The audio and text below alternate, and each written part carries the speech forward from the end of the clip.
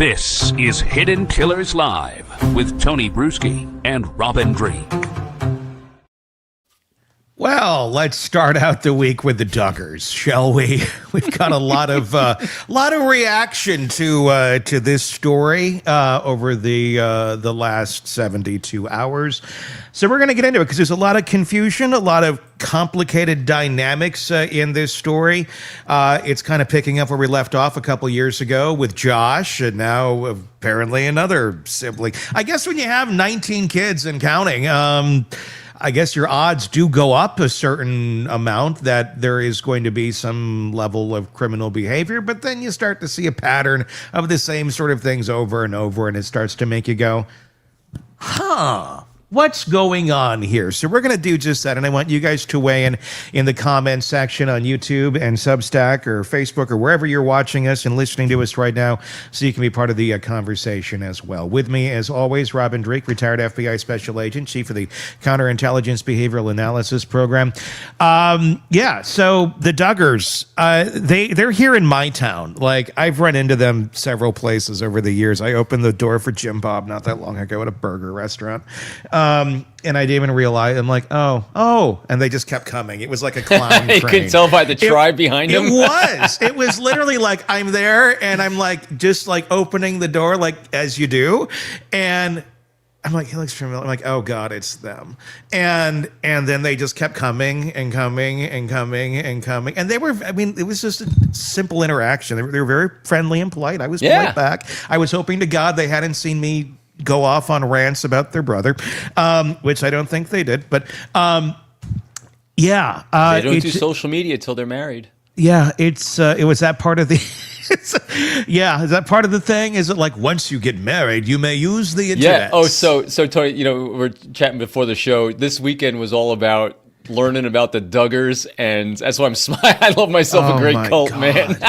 And again, this is all our opinion. This is, allegedly insert all that stuff there. And when you read I've been listening to Jill's book all week. Well, probably yesterday and today mostly, and I'm about 3 or 4 hours into it. And I love because when you have source material that gives you great context rather than just court material, it really gives you a deeper understanding of what makes people do things, how does this actually happen, and so that's what I've been able to kind of really pour through. So I've been really diving deep, and man, cults are, and again, I characterize it in a cult. They wouldn't say it's a cult, and it's kind of on the fringes of it, and we'll obviously dive into it, but it's a definitely fascinating belief system, which, if it wasn't corrupted by evil deeds, it's wholesome, it's nice, and to a degree, so yeah. Well, I mean, couldn't like any religion, I guess, be wholesome and nice to a certain? I mean, I guess there's some you could clearly argue could not be, but I think if a pure one at its core, where it's not trying to control people, but at the end of the day, aren't they all trying to control people? That is when you really dive religion. Deep. Yeah. The oldest religion is control, and that's what it all comes. And again, as a species, just evolutionarily wise, we didn't evolve beyond, what chimpanzees can do is roughly 100, 150 is the biggest tribe they can manage. But the way you go beyond that, the way we did as a species, is religion, because it offered a cause and effect control. It was the first legal system that comes into play, so there's consequences for actions, and so it allows us to evolve as a society. It's how we did evolve, but there's oodles and oodles of religions out there, offsprings of them, offspurts. But in all these cases where they take such and again, when you dive into the background of their religion, I can't remember the acronym. IBLP, I believe. Right. Fundamentalist Baptist, basically, really extreme conservatism. There's a lot of really nice things in there when it comes to family and feeling safe. And the whole premise is to how do you feel safe and provide a sense of security in a chaotic world. I mean, that's what really attracts people into this. But inevitably you get some nutter in there that does a lot of harm when they take advantage of that system. So, yeah, I mean, and I saw, in case you're just getting caught up here and wondering what's going on, Joseph Duggar is the latest one to face charges. He's 31. He was arrested on March 18th of this year, 26, in Arkansas. He faces charges in Bay County, Florida, related to an alleged incident from 2020 during a family vacation in Panama City Beach. Now, before everybody starts jumping into well, that was 5 years ago. Yeah, and the kid was 9. Okay, they're 14 now. Because I've already heard this argued this weekend, where the first thing is, well, it was like 5. Yeah, they were 9.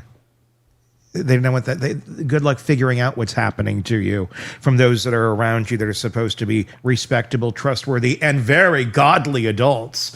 And then you turn a couple of years later. Oh, you mean what he was doing to me under the blanket was inappropriate? Yeah. And you wouldn't know it when you're 9 unless that has been exposed to you as something horrible and bad. Well, he came clean on it. Like, he's admitted to it. So anybody who's going to go down the road of, well, it's these years later, he's admitted to it. Yeah, you know why? It's part of the religion. Yeah. So as long as as long as you admit it and your sin is forgiven, that's what it's all about. So is it just don't get caught then? I mean, if you get caught, then you got to admit it. But if you're admitting to it, then you know it was wrong. But you only admit it to parents because parents are the ultimate authority, not the legal system. Although they don't tell you not to talk to the legal system. People. So it's, again, they have their hierarchy and that's what I've been doing my deep dive on. It's like, how does this system work? And so the parents are the ultimate authority at all times. Honor thy parents. And Jill in her book was talking originally about how she thought that was until the age that they get their own families, their own marriage, but it doesn't really end. Because if you think about it, they have reps from a very, very young age. So for the sake of argument, we'll use the word cult, not in a negative context or anything, just as a collective mindset. So when we think of cults and we think of like the Vance Davidians or whatever it is, and people that are sucked into these groups and organizations at an older age, then those reps they have as part of the indoctrination only happen for a period of time. And a lot of times, once they're mature or mature-ish, in their 20s, maybe late teens, 30s, 40s, but what happens is that inside a family of 14, I think when they started the TV specials on the Learning Channel, and then up to 19, you're indoctrinated in reps from birth that this is the way it is, this is what makes you feel safe, because they use throughout all the descriptions, fear is the greatest motivator, and the only way to overcome fear is to feel safe in family, and who makes you feel safe is the parents and their belief in God. So it's the structure is very cloistered, very exclusive, but it's also like every time they're exposed to something, the parents would explain it. The parents would say, do this, do this, do this. They had a lot of what they thought was transparency and openness and communication internal to the family, but they were never educated, Jill said, on sex education. It was very, very rudimentary, not appropriate or not appropriate. And the big thing above all else was forgiveness. Always must forgive, and it's a sin not to forgive. So they were in fear of not forgiving abhorrent behavior. See, I mean, it's a bad cycle if something really wrong happens. Yes, it locks in predatory behavior. Yes, it does. And, I mean, it enables it completely. And you hope to, and I guess here, I don't know if this is the theory of it, where it's like, okay, if everyone in this religion or in this family is perfect and without sin, which none of them are, I guess it could function okay, but that's assuming that there's not one bad apple in here that's going to push it too far. Because, I mean, and in principle, the forgiveness thing, I mean, it's okay if you're like playing basketball or something and somebody shoved somebody a little bit too much. My bad, I'm sorry, I shouldn't have done that. I got, innocent things like I stole a cookie, whatever. Things that aren't like traumatizing for the rest of one's life, then okay, I get that. But the thing is, it's like they seem to like enter it on this plane of delusion that nobody would ever go and do the horrific shit that these Duggar children have been accused of doing and have admitted to doing. It's like that assumption. It's like it doesn't equate, so it's never considered in the whole factor of existence, in the way that these people function, because, well, nobody does that. We're all godly human beings. And then the second someone does, it's not necessarily, let's prevent this from happening again. It's just ask for forgiveness and move on. Right, because there's no accountability. Yeah, as if it were something really minute. No accountability. And at the first iteration that Josh was accused of this, the thing that Jill pointed out also was there was no therapy, there's no counseling, They don't believe any of that. They sent him away to work hard. That's it. Every time he had a transgression, just go work harder. We'll separate you from the family. You'll be fixed by hard work, and then you come back. Zero accountability for that. And we talked about last week with Cough and Deffer a bit. You know, this actually no, it wasn't Cough. It was Siobhan, love bombing that they do in these in particular cases. And so what's happening here is, you know what, Jill, it really struck me reading it and listening to it with Jill, one of the siblings, was they validation bomb you. So you're constantly going for approval, always approval. So your actions, if they're righteous actions, you get approval. And that's what all the children were seeking, was approval. And so who defines what you get approval for? The parents. And so the internal structure is extremely rigid and kind from their context. It's a fascinating situation they're in. Yeah, and how could you go up against the leaders, because they just seem like kind of jovial doofuses. Yeah, I mean the aura, I would say, that Jim Bob had put out for all those years of, I'm just kind of this goofy guy, like not threatening. Not, I mean, when you see him, there's plenty of threatening folks out there that are like, oh God, he's not one of them. Yeah. But I mean, that's what we saw on the surface. That's what we saw publicized. When we actually get down to, some more brass tacks and accusations from behind the scenes, it's like, oh, maybe everything was not as perfect as all supposed to be. I'm not accusing of any crime or anything like that. And no malicious intent. I mean, there was not a malicious, and we see that with other cults. This is not a Lori Del Vallo kind of cult. This is no malicious intent. This is just stupid. It's malicious through ignorance, is what it is. Yeah. And I think in a lot of ways, incidental maliciousness. There you go. And at some point, where does the line get drawn? Where your head's in the sand, pull it out. Pull your ass out of the sand. This is insane, because it keeps going. You can't keep pretending that there's not a problem here, or you're just going to pray it away. But that seems to be the way that they try to do it. Joseph, the one who's been charged now, he grew up watching his family protect Josh from consequences for years. If you want to go way back, we don't have to relitigate Josh, but we get into that where he had there was the accusations against the sisters. The sisters came out. The sisters were kind of forced to go on Megyn Kelly and downplay all the bullshit, which was then they've talked about in years later in Shiny Happy People and in her book. To basically, kind of keep the peace, keep everybody happy. And we didn't even know what happened. It turns out, they did. And Josh knew what he was doing too. And then they kept pretending that Josh didn't know anything about the birds and the bees all the way up to his televised wedding. I mean, it was just one big ruse the whole time. And I don't buy for a second that Jim Bob and Michelle weren't aware that, this was going on. They were aware, but they seemed to think that he was healed and that these sort of things wouldn't continue on. And then he goes on into life, has this car dealership, and then gets busted because he partitions off his computer to have a second half of it strictly for CSAM material, basically. And that's why he's in jail now until 2032 or something. Right. So there's Josh. So Joseph grows up watching this, and he watches some of the family run away, some of the family depart and have nothing to do anymore, while mom and dad, everybody sits there, we will love our children forever, and we forgive, and blah, blah, blah, blah, blah.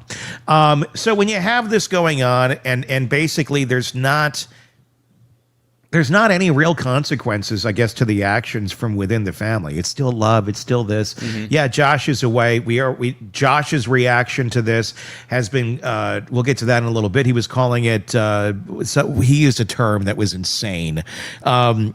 Basically stating that this whole thing is just, it's exploitation and it's fantasy. When his brother admitted he set himself, right, he set himself up as a victim. Yeah, it's like, no, Josh, this is nothing to do with you. This is not sensationalized fiction, is what he said. He admitted to it, Josh. It's not fiction. I don't know what world you like to live in where you're still saying everything's fiction. He clearly hasn't really atoned for his sins, if you will, if he's still kind of going down that road. What do you think about this? Just the fact that you have this sort of environment growing up.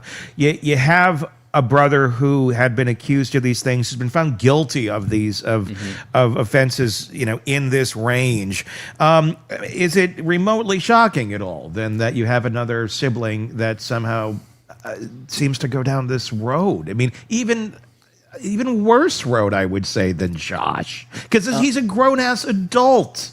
Yeah, the research I did on this, basically asking that same question: how does this happen? So the research will show, who knows what happened in this family. There's been no reports of this, but the research will show that typically a pedophile inside a family, it just doesn't blossom out of nowhere. There's been some sort of exposure in the past that actually gives them this idea of this, especially if it's internal to the family. So, that's just a nugget to be kept aware of, that there's been no charges, there's no other claims of anything, but it just doesn't blossom. But I then did some research. How would it blossom? How would this happen if there was no prior exposure to this? Is someone just miswired or rewired or whatever the hell's going on, the nature versus nurture thing? There might be some of that, but the way the household structure and their religion and home was laid out, it was set up for this. And this is how. Very small house when they're growing up, basically 3 bedrooms as I understand it, one for all the girls, one for all the boys. And they got their compound eventually when the TV show kicked in. Right. But very, very strict when it came to any kind of sexualization. There was none. And what they wore is very, very strict internally. They did not talk about the birds and bees. You didn't do any. You didn't even have social media. Social media wasn't allowed until you're married. Yep. When they went to a beach, when they went anywhere, they had a term they called Nike, which meant all the boys had to look down because it was, and from their religious standpoint, it's the girls' fault if they're looking provocative to entice boys. That's doing a broad sweep. It is. No, it is. So, they go over that in the Shiny Happy People. Right. And so what happens is when you're in super close proximity, where family activity, where you are under blankets, you're cuddling, you're doing all these things, and you're not exposed to the sexuality that emerges as you start becoming teenagers and what is appropriate, not appropriate. And the big thing that then plays into that is the ultimate authority of age. And so as Josh is one of the older males, everything trickles down. So everyone has to listen to and respect the authority because they are the protectors. The males in this organization, in this religion, are the ultimate protectors for everyone feeling safe. And whatever they say is gospel because they are the voice of God inside that house. And so that's where that perfect storm starts happening internally. And then when something does go sideways, forgiveness. So it's a recipe for all it takes is one little bad seed and the entire thing blows up because, and my final point on this, I apologize, is so we've seen so many cases where people do abhorrent things like Corey Richens because she grew up with 0 guardrails and so she's all over the place. I can do whatever I want. What's interesting here is there's very, very strict guardrails. There's guardrails for their religious behavior like this. But unfortunately, what they're doing to what Josh and his brothers accused of doing to the girls inside this house and others didn't really fall within that guardrails. It falls within legal guardrails. Legal guardrails are way out here, but the church guardrails and their household guardrails are here. So it was all nebulous. So it got forgiven in here. It never reached out here because we don't report. We keep things hushed. They are conflict avoiders to the nth degree. And what happened? How do you avoid conflict? Shh, we don't share. We forgive. There you go. Yeah, and I want to get into some of that, the legal ends of it, in our next segment where we talk a little bit more about the religion itself because it's insane. I know. I was pouring out everything I was consuming the last couple of days. I know. I fell asleep and I've watched it before. I watched it when it came out a couple of years ago. Shiny Happy People, which is on Amazon. Highly recommend if you want to get a good education or a crash course on this. Makes for good TV. I fell asleep watching to it last night, and I had nightmares of the Duggars. I'm not even kidding. Like, I woke up, and I had her voice in my head, Mama, and she's talking like this and everything. I'm like, oh my God. You know, you have nightmares. I get giddy when I see craziness like this. I'm like, oh man, this is a great show. Look at this crazy nutter. It's Kendra. Let's talk about her. She was 19. This is the wife of Joseph here. She was busted over on Friday, and I think there's a lot of confusion here. So I want to make this clear. Yep. These are two separate cases. There's Arkansas charges. There's Florida charges. Florida charges are against. He looks like a freaking like one of those dolls that you like stick your hand in, like the Charlie McCarthy kind of like. Right. He looks like he could be a Charlie McCarthy family of dolls. We're looking at the image on YouTube right now. If you're by the way, anyway, there was two charges, Arkansas and Florida. The Arkansas charges are different. 4 counts of second-degree false imprisonment, 4 counts of second-degree endangering the welfare of a child. Why are there Arkansas charges and Florida charges? Well, because he has to be extradited back to Florida for his far more serious charges, lewd and lascivious charges of, I'm not going to say the words because I don't want YouTube to ban us, for victims less than 12, and lewd lascivious behavior by a person 18 years or older. So it's because he was 18 years or older, and the allegations go back to when this child was 9. Apparently took a blanket, put him over them, and then used his hands. And holy shit. And then comes out, the child finally realizes, hey, I had this memory about this happening. Talks to dad about it. Dad gets on the phone with Joseph Duggar, and then also on a second call with a Tiny Town police officer here, a detective, and then he gets Joseph to admit it on the phone. Yeah. There you go. He did it. So Florida charges are that against him. The local ones, what happens in Arkansas, and I think in a lot of states, it automatically triggers a local investigation to what's going on here in their home because they have children. So they went to the compound, the one we've all seen on TV, and they discovered from, again, this part I can't confirm, but some reporting has been saying essentially, and it makes sense with the charges here, of the false imprisonment, which basically comes down to they reversed locks, allegedly, on some of the doors. So meaning a door where the lock is on the outside, like into the hallway, and then the person on the inside can't get out. Kind of, you could create a false imprisonment in a bedroom or something if you wanted to. That's what some are reporting. I can't confirm it, but that it does kind of sound, it's a misdemeanor, it's a light charge, but it is what they found in the house when they went to go do their welfare check that was triggered by the charges in Florida. So she has that. She has another hearing coming up shortly. They're misdemeanor charges. But when you have someone like this, she's 19. She was raised in this sort of environment too by another family of the same faith, and I put in air quotes. Mm-hmm. And then then you become part of this family. I feel bad for her. I mean, she's a grown-ass adult too. She's in her 20s. At some point, and maybe this is the window. Maybe this is the bottom of the barrel. Maybe this is the warning sign here for you. The canary in the coal mine. But I think the canary just like swallowed half your family. Wake up and get the hell out. Because, my God, look at what this system is. Look at what but she knows no different.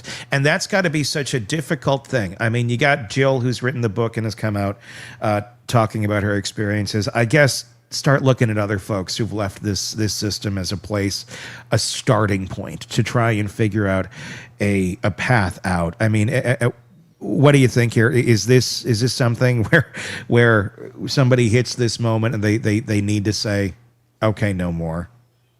Yeah, it's really, I mean, I'm just thinking about it as you just laid everything out, Tony. It is literally world shattering. Yeah. Because from birth, from your first memories, you have this image of your parents, of your family, of this tight-knit, safe group that you have a belief system that has brought great security. You are love bombed, you are validation bombed, and none of it disingenuous either. And that's what I found really compelling about reading her book and understanding what's going on here. there's no intent of taking advantage of people. This is really about trying to overly protect your family and your kids, because in this religion, the kids are God's quivers. I think that's what they call them. Yeah, the quiverful movement, and then you also you start shitting out kids the second that you can, and because then that anchors you into the family, and you can't get out because this is where she's at. She's already shit out 4 kids, and now guess what? You're pretty much indoctrinated into this family. And speaking out against that. Yeah. How do you? Because that's your entire image of yourself and your entire world. It's not like you knew another world. Like people that are indoctrinated into cults later in life, they had a life before the cult, and so they can have a compare and contrast. There's no compare and contrast here. It's completely their identity, but it's striking because. There's so many striking things. I actually looked at the Amish comparatively, because Amish is another religious compartmentalized way of life thinking. And the Duggars have only 11%. I think this church in general has only 11% people that stay in the church, as opposed, I got the numbers. I think the Amish have 98%, 90 to 98% stay in the Amish. And so I researched, where are my numbers? 85% stay Amish. Here's why. Because the Amish, it's an entire way of life, an entire community. It's job security, it's learning a trade, it's responsibility. Now, granted, the claims of sexual I can't say it for YouTube. The claims of abuse are equal across all these across the 2 religions, because they keep them in house, they keep them internal, and so they don't get reported. So it's very hard to get accurate reporting. But because of the way that their church, being the Duggars, interact and allow people to interact with the regular world, there's a bigger draw, more temptation, and more chaos going on than the Amish community.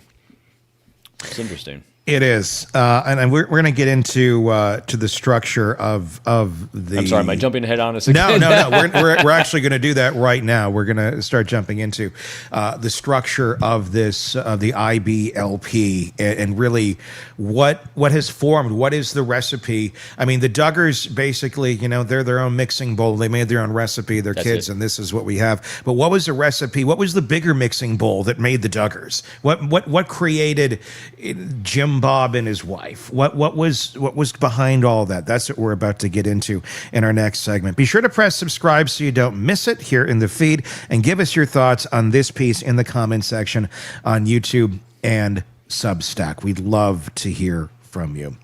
We want to step back from the specific charges for a minute and have a conversation that's bigger than the Duggars, because the Duggars are a symptom of this greater disease, and I'm going to call it a disease, in my opinion, or cult. It's a belief system called the Institute in Basic Life Principles. It has operated inside this country for 60 years. It shaped hundreds of thousands of lives. Shaped, I think, is maybe a real positive way of spinning it. It's probably more like scarred hundreds of thousands of families, and largely avoided serious scrutiny because it wraps itself in scripture and calls itself a church. The Duggars didn't build that system. They just became the most famous face. And what's coming out of that family right now, the charges, the silence, the closed ranks, the denial from a prison cell, none of it is surprising when you understand what the system actually teaches and what it's designed to do and who it's designed to do it to. That's what Rob and I are getting into today, the IBLP. Again, this is my opinion, and then there's Robin's opinion. Allegations are the allegations that are out there.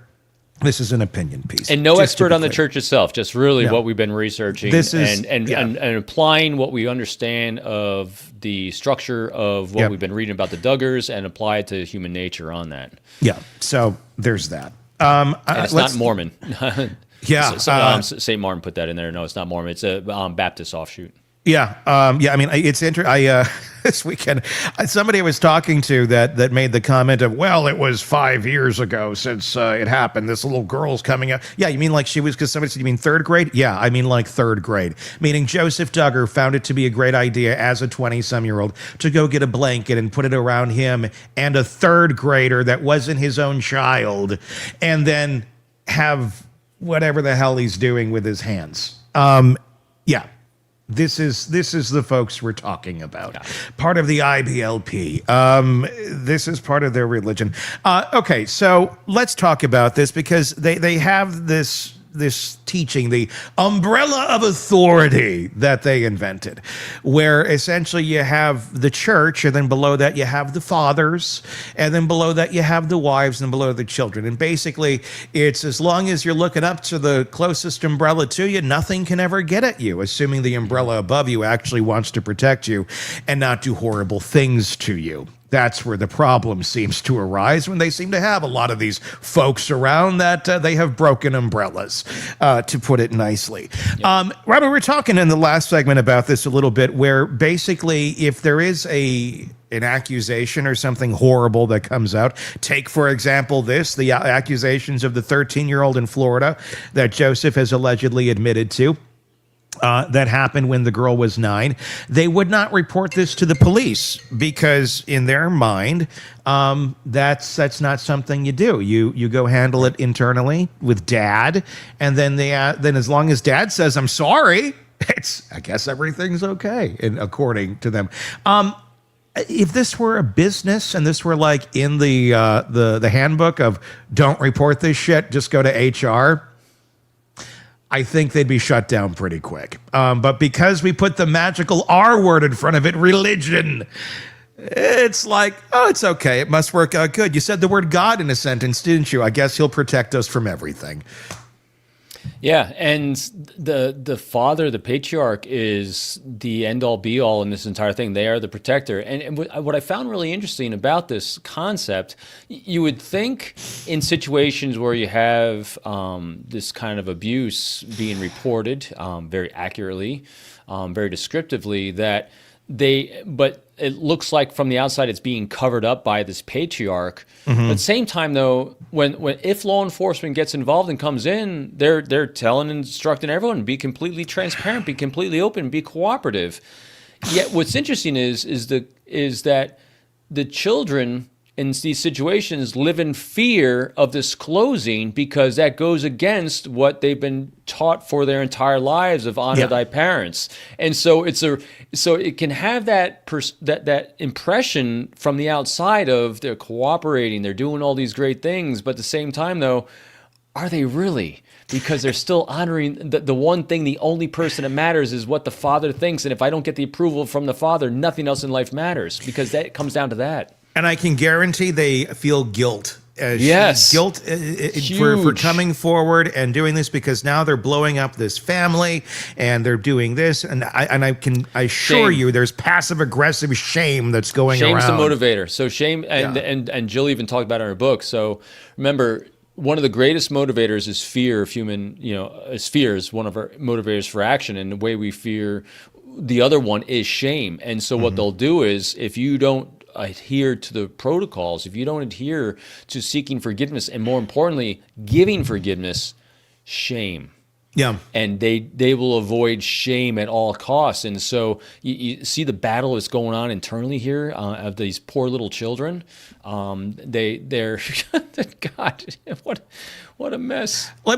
Someone said, to be fair, describing or disclosing abuse is met with denial regardless of religion. Yeah, I mean, to a certain extent it is, but what we're talking about differently here, and what I think is different, and I don't want to say just the IBLS or whatever it's called, the IBLP, it's true. I think a lot of religions have a very similar type structure. We're going to handle it here this way. They're just a lot more direct about it. They're just more like, it's in the handbook, here's how we handle this. I think a lot of other religions are kind of like a little more in the gray area of like, well, is there enough pressure that we're going to get a news story done about us, or can we handle it over here? I mean, essentially, it's how much pressure do you have to put on the organization to do the right thing? They're going to stand there and be your moral authority all day on everything and tell you this is right and that's not, and you got to do it this way and that way. But the only way that we're actually going to take a stand and do what we're supposed to be doing, what we've been telling you all you need to be doing, is if you threaten to expose us. And then if you threaten to expose us, we're going to threaten you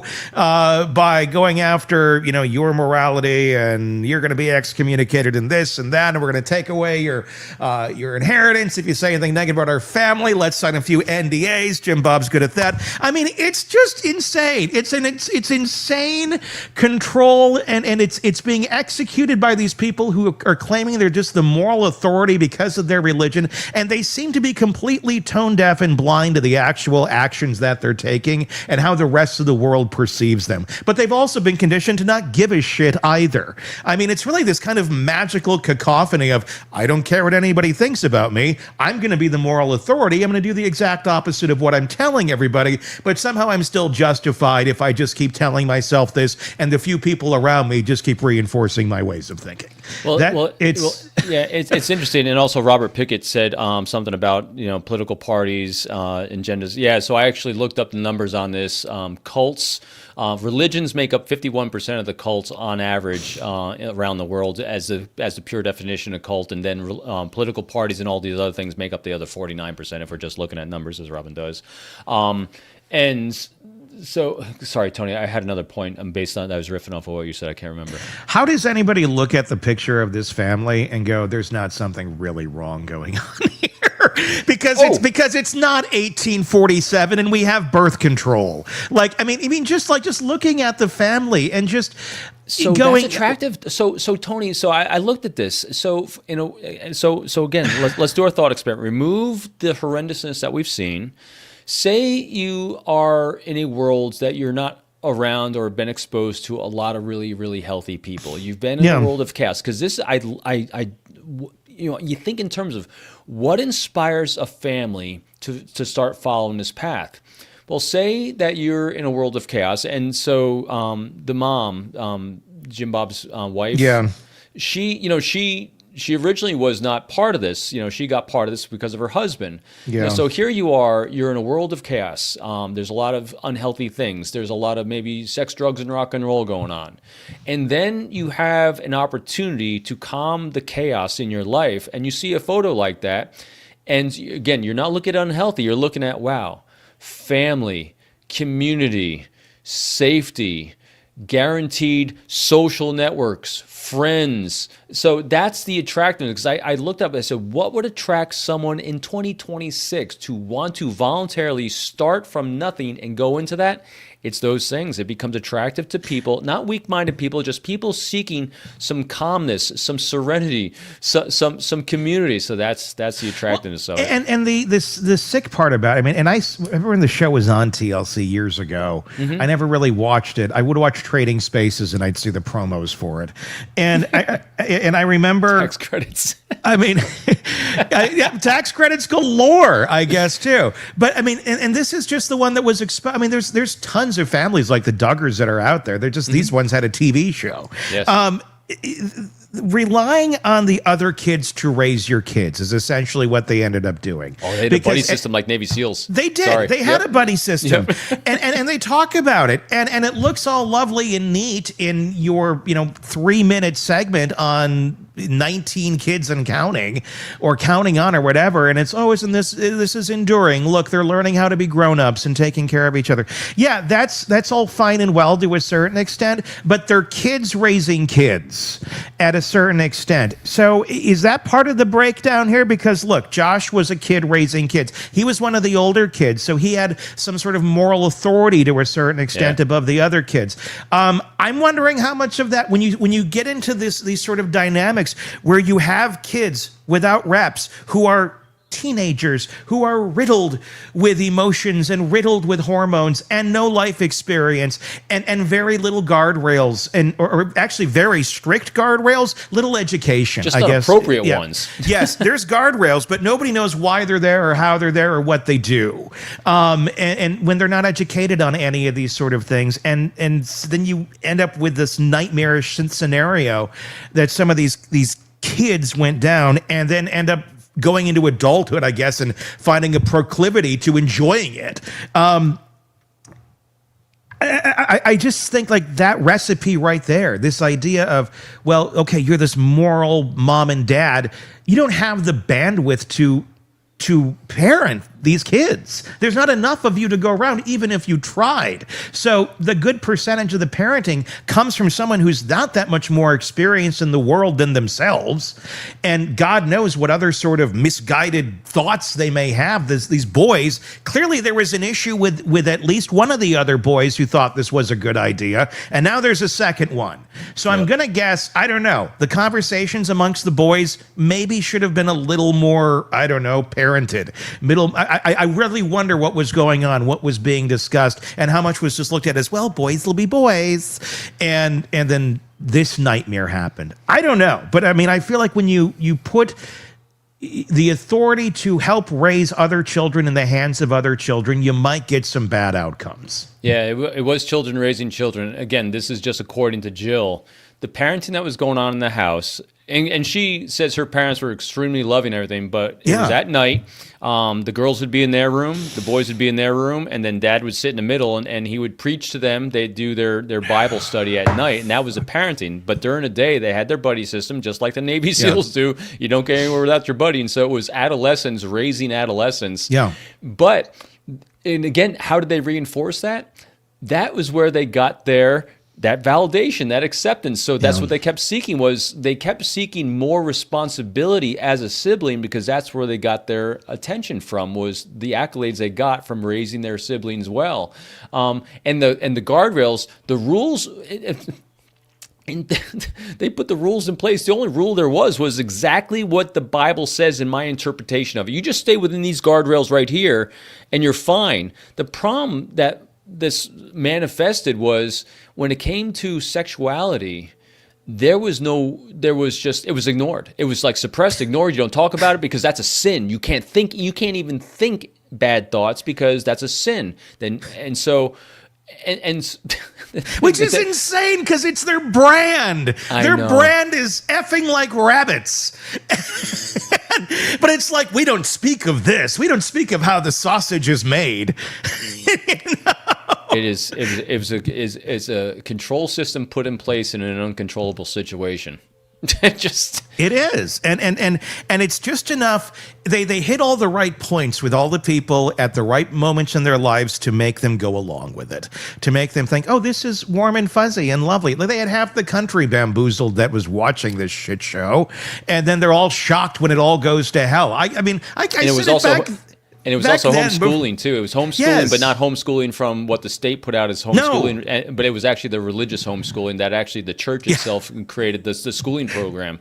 Yes. So it was their books, their workbooks. They have like a handful of workbooks that they teach from, and it's a really sad excuse for education. And again, these are all things that if it was a business that was conducting this, it would be sued 7 ways to Tuesday and would be shut down. But because it was a religion by Bill Gothard, who built his entire organization on this, who's been accused by more than 34 women of harassment and assault and is 91, still operating. He's never faced criminal charges. The organization he built is still running. When you look at the Duggar story and then look back at the man at the top of the system that shaped them, I mean, it's not shocking. None of this is shocking. I remember watching the show, like I said, back in the day, before there was one charge against any of them. And I kind of had a feeling that, 10, 20 years from now, we're going to be telling a very different story of this family. This is a recipe for something going sideways. Yes. Hard. Yeah, it really was. I mean, if you look back at Ruby Franke, and I know someone mentioned, that Kevin Franke wasn't the patriarch in his family. You're right, Ruby was, but she said he was. It's the same level of like just willful ignorance at a certain point, where it's like, well, my religion says I shouldn't step up and be a human being and care for my children. And remember, Ruby's whole motivation too is the same motivation you're using here. She was constantly seeking approval from her mom. Yeah. And they end up putting someone in a place of religious authority that then overrides actual authority, right, or just moral judgment, and then you have to follow the authority. In that case, Ruby Franke was the authority. In the cases over here, it's who's ever saying we're not going to the police. I was watching the doc last night, The Shiny Happy People, and it was one of the friends, a very close friend of the Duggar family of Jim Bob, that sat down in the doc and said, Jim Bob, everything you're running on here for Senate, and all these, real moral principles you're trying to stand on, involving people who do these sort of things to children by your own campaign, by your own standards, he would be in prison. So then they sat down and thought, well, maybe we should go turn him in, and they did, and they brought him in. So, but it took somebody catching it, and I think that's just the real shitty part about the Duggars and the whole IBLP and all of it. It's like, okay, once you catch them, they're like, oh, you got me, but it takes somebody to go and say, hey, wait a second here. Then it's like, oh, you got me. But until then, they don't seem to have, or they've not demonstrated the moral authority to stand up on their own and say, I screwed up. Not that people are anywhere really turn themselves in, but the fact that they're able to do these things and just kind of treat it like a game of cat and mouse, where it's like, hope I don't get caught, no matter how horrible the shit is that they've done. Again, it just their level of forgiveness. That's why it was their get out of jail free card. As long as I admit it and seek forgiveness, you have to give me my forgiveness. Meanwhile, and then when that happens, and you don't, as an adult, as the only adults here, the mom and the dad don't understand. It's like, just because you forgive your son doesn't mean he's going to change his behavior. Just because you send him to a work camp, with a neighbor for a couple months doesn't mean he's going to change his behavior. There was no belief in counseling, rehabilitation, but you can't in those situations anyway, or letting law enforcement know, or anyone. It's just a disaster. And to the other, they will definitely tell you they're Christian, they're fundamental Christians, and it is Baptist, is what this is an offshoot of. Again, in one of the questions in the comments there. Yeah, in horror. Yes, I know it doesn't. Yeah, forgiveness does not negate consequences, Mark Fry. You're right, but according to them, it does. According to them, that seems to be how it functions quite often. And it's not shocking. It's not shocking. And I feel like there's far more to come here. Well, and who's the guy that, again, I can't believe the name is escaping. The church? Who started the Bill church? Gothard. And how many accusations have been against him? Well, quite a few. I believe 30 something, but he's never been criminally charged with anything. Right. He's maintained his innocence on everything. 34 women have come forward with charges of harassment and assault. He's 91 now. And he's another guy where when there's so many preachers you can watch on television and stuff, and there's several that are just creepy as shit. In my opinion, there is a level of creepiness to him, but he's very soft-spoken, and of all of them, he's really not the type that you're going, I wonder what's going on behind the scenes here. But apparently there's a lot of accusations that have been there. But again, never been charged, maintains his innocence. But 34 doesn't come out of a vacuum either. That's just kind of like, it's like, I get one or two. My only point to bring it up is that, in the again, 51% of the cases we see of cults, 51% are a religious offshoot. I'll call it a religious offshoot, not religious mainstream, because this is a religious offshoot. Is typically created by someone that is taken something that they can use of an infrastructure that's already in place. They can then manipulate it in a way to serve their own issues. Mm-hmm. Just saying. Yeah, no, it's like almost any time I hear the words, we're offshoot, like, just run. An offshoot, eh? Like, an offshoot. So somebody had an idea that the original extreme church said, you're too extreme for us, but over here it's all fine and dandy. That seems to be how so much of it works. Anyway, your thoughts in the comment section on Substack and YouTube. We'd love to get your thoughts. There's a lot more to come on this case.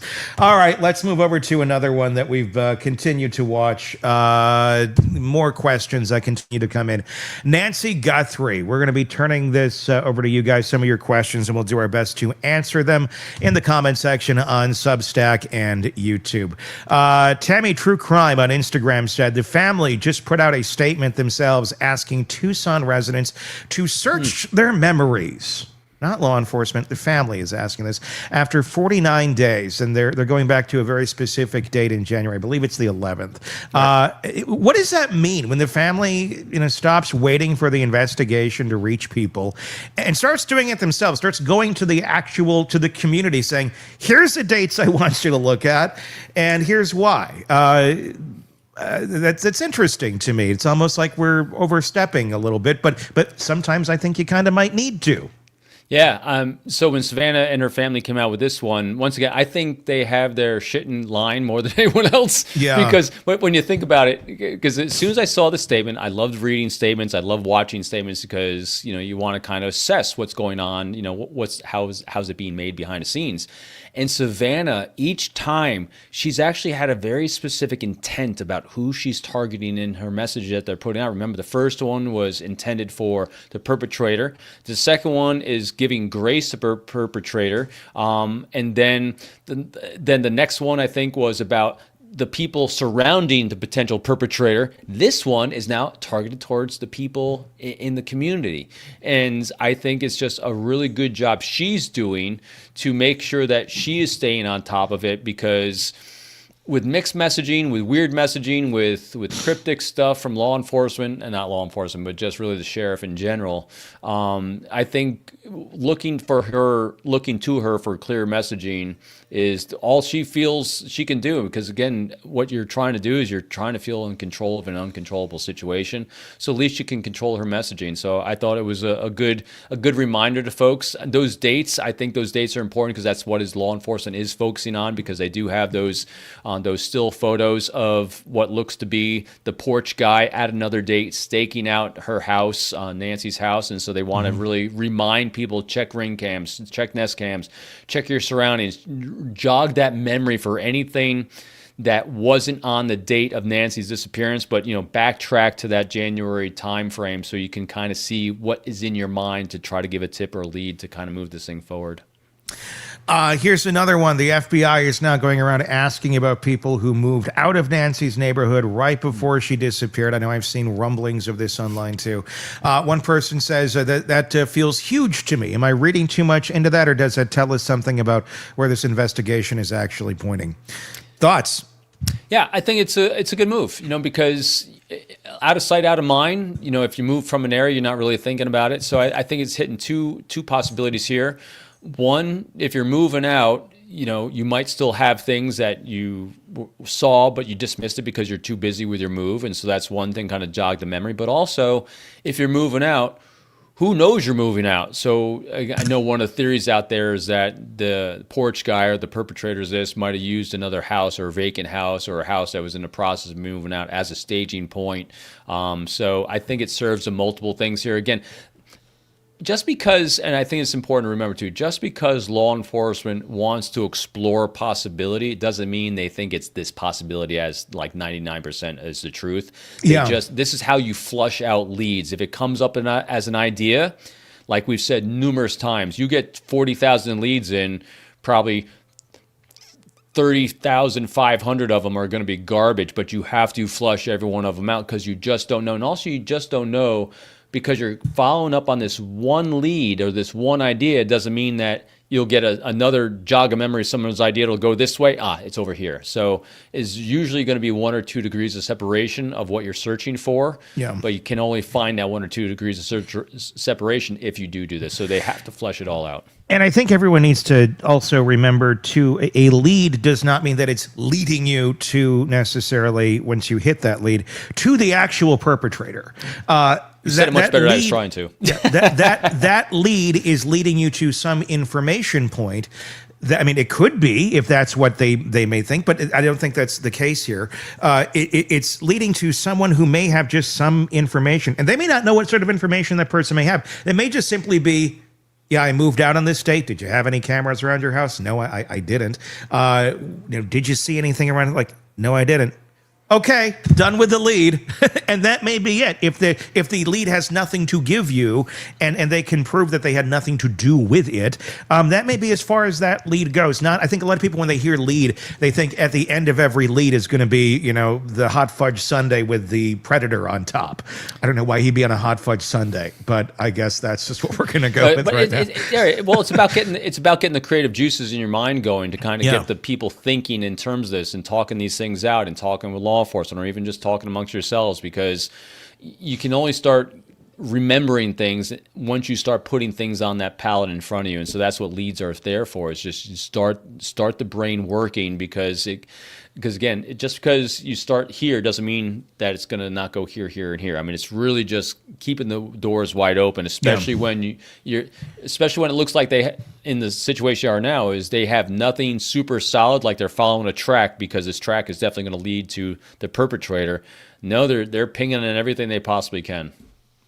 How concerned should we be about Nanos lying recently about his track record, about no issues in the past? The comment is, Robin, the sheriff of this case, was just exposed for lying under oath about his own record. It says you spent years of your career detecting deception. When someone in power lies that smoothly about something that documented, about his own track record, we're not talking about the case, we're talking about the 70s and 80s in El Paso, I believe. Mm-hmm. What does that tell you about how they operate in every other area of their life? Or can it be super compartmentalized?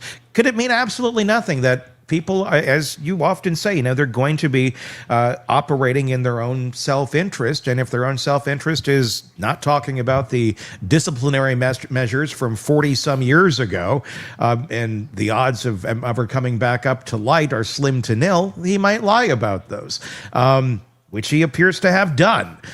Does that have any sort of influence or weight on how this case is being handled over here? So do you really think anyone is shocked that he was trying to control his narrative for his entire life? See what I mean? So when it's not shocking to us on the outside, it's not shocking to those on the inside, because it's a pattern of his life and behavior he's done for a very long time. So because it's not shocking to anyone internally, not shocking to any of us on the outside, is it really impacting anything? No, because they've already that's why I've never really focused on Nanos in this, because again, he's just the elected mouthpiece. Yeah. Blah, blah, blah. I'm focusing on the detectives. Will this behavior impact their ability to be effective and work? Most likely not, because they're used to working around him. Now, granted, could it be better? 100%. If you actually had a solid leader at the top that people loved to work for, they couldn't wait to show up every day, they couldn't wait to brief their boss on what's going on, the boss is asking the right questions, the boss is getting them the right resources, the boss is communicating with all the other people that have a vested interest in this to keep that information flow. In other words, if you had that person at the center hub right there of that wagon wheel that actually people love to communicate with, they couldn't wait to talk to, that could make a huge difference. But since his pattern behavior has been consistent throughout his entire life, he's extremely predictable, and they know how to work around him. Unfortunately, that's my take. And that's very true. I mean, I'm sure there are good investigators on this case. Working around him is an interesting take on it, because it really, I think, is probably pretty accurate. Doing it. Yeah, I mean, and you can speak to that when you have to work around people that are above you. How much more productive could it be if you weren't having to work around, but you were working in tandem with somebody who should, in principle, be on the same page and trying to elevate you so you can do your work better and you can shine better and you can produce better results, rather than working against you. It could make such a huge difference, because what you're doing as an investigator is you're trying to coordinate everything that's going on in the investigation, all the resources, all the research, all the other agencies that are involved, and without a boss that can actually be an advocate for you, to take the burden off you, to be that reaching out and touch someone, because really, what an investigator needs is someone that actually can reach out and call a colleague on the phone and say, hey, my guy here, my woman here is working on this investigation. What can you do to help us?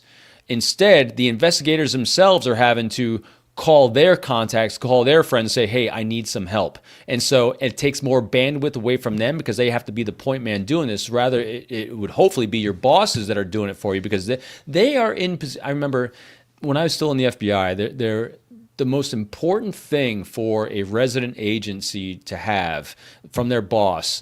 And they would get removed. I saw people be removed in the FBI that they look great on paper, but if they ruined relationships with the locals, they're removed. Because the number one goal and objective of leadership in a local field office was to foster relationships with all the other law enforcement in the area, because we all need each other. You know, the FBI's got, I think when I was in, it's like something like 15,000 agents across the entire country. That's not a lot. Working counterintelligence, we're talking just hundreds. So we're always relying on other organizations, other people, other relationships. And the role of the leadership and management is to bring those resources, bring their relationships. They are put in that position because they have the reps of the investigative side, so they know how to be a resource and know how to guide the ship. But more importantly, they're bringing the resources of their relationships to bear for that investigator. And if you got a guy or a woman in charge that can't do that because they're hated, they're despised, or their messaging sucks, or they blow relationships left and right because they're too self-serving, that's where it hurts. Hey, Mr. Nanos, there's a little advice for you on how to maybe improve things. I got a few reps. I got one more for you, and this is from me. This is from Tony in Arkansas. This is I've been actually wondering about this. So we've had so many cases here where after the crime scene, and then there's the cacophony of reporters and everybody gathering around doing whatever they're doing at the crime scene. Oftentimes you have the perpetrator that shows up to those places. We haven't really talked about that at all in this case. And it was a zoo around Nancy's house for a good month before they got that more cordoned off and under control as far as who could park where and do what on these streets. I'm just wondering, do you think they were taking a close look at everybody who was coming and going from the scene in the days and the weeks after? Again, because we've seen this before. Sometimes the person who you're searching for is right under your nose and you don't even know it. And that makes me wonder about the investigation a bit of, could that person have been right there as an onlooker? I don't know. I mean, I'm not accusing anybody or anything like that, but I'm just wondering, did they blend in? Could they have blended in those weeks following as everybody's like, who is it? They're like, over here. Look at me smiling. Tony, that's a great insight. I mean, I haven't heard anyone say that, and No. I don't know if they've done that either. That would be a really, really good thing for them to do. That's a great question. I would think they did. But I also would think they weren't dropping 16 gloves everywhere either. But they did, and they are, so we're here. There's such chaos. The problem with it is, I mean, so in hindsight, what you'd have to have set up is you'd have to have cameras set up. But so here's our challenge to our friends and colleagues in the media sector. Take a look at the footage you got and see if anyone stands out. Yeah, I mean, and pass that seriously. along. Those could be tips. I'm not kidding. That is a great observation, a great tip. I haven't had one person talk about that, but you're very right. Now, I don't know if this area is conducive to that. I haven't looked up research for this kind of event, whether this is a type of criminal event that someone would be a retread back in the area. It always is a possibility, though. So I definitely think it needs to be flushed out because that's a great insight. It's a really good insight. And probably the type of crime it is too. I mean, I wouldn't say necessarily. I mean, if it was a B&E, kind of like how you and me think it might have been, that went horribly wrong. I don't think they're back there lurking around. I think they're like getting out of Dodge as quickly as they can. My intent is run. Yeah, I think they're in a real run mode. If it's not that, if it is something that we're not seeing, and if it is something where it was more Koberger-ish, for lack of a better term, those are the type of folks that come back. So here's an interesting conjecture on this. So I know others have been floating the idea, the horrendous idea. I won't get explicit on it. That there was another intent that they had for Nancy inside that house. Now, if that was truly, everything's a possibility until you know the truth. If that was actually one of those a possibility, that actually has probably a higher possibility of this person showing back up, because guys like Koberg like trophies, they like reminiscing, they like kind of playing that tape back in their head because it gives them a rush. So it's definitely something that, especially on the early on days, they need to kind of take a deeper look at that. That's what I'm saying. Early on, I'm not. I mean, who knows? Anything's possible. But I would say those first handful of days is usually when we see the perpetrator make an appearance. It happened in Koberger case. If we were to dig into it, I'm sure I could find 50 other examples. Oh, it typically does. But I would be very curious of anybody who is out there reporting that has. I mean, just take a look. I mean, there was a lot of onlookers, but be very careful too. I'm not telling anybody start pointing out people and doxing them. I'm just saying it would be if there's something off that seems weird, let the authorities know. Not like let's do a TikTok on it, but I would think you might have some interesting footage in those early days. I tell you, it would take a lot of manpower and a lot of resources to kind of sort through all this because of the media nightmare and show it was afterwards. But what I would be looking at is, let's take a look at the ring cams on the neighbors for the week or two following the event as well. Yeah. Again, you're going to get a lot, but it's a lot. You'd have to rule out what actually is media, what actually is, but that would be a very interesting look to kind of go through that. Again, hey, what happens as cases start getting more limited on the leads that they're following, those kind of things will pop up and they'll start actually clearing those, I would think. It'd be interesting to see where any of that leads in a case where we don't really have much. I haven't heard anyone talk about that. That's a really good one, Tony. I thought of it early on, and I didn't really say anything. I don't know. It was no real intent. I think I just kind of got distracted every time it came to mind. Well, it's not. Well, here's what I like about it. We're not talking about another wild conspiracy theory. We're just like, hey, this is something that might be looked at because it kind of makes sense. Yeah, I mean, it depending on what the intent was there. Your thoughts in the comment section on Substack and YouTube. We'd love to hear them. Weigh in, and we'll continue our conversation right there. Robin's book, it is out now. You can get it wherever you get books. It's Not All About Me. Go and check that out and get in on that. All right. Until next time, for Robin, for Todd, I'm Tony Bruschi. We will talk again real soon. Want more on this case and others? Then press subscribe now and don't miss a moment of true crime coverage from Tony Bruschi and the Hidden Killers podcast.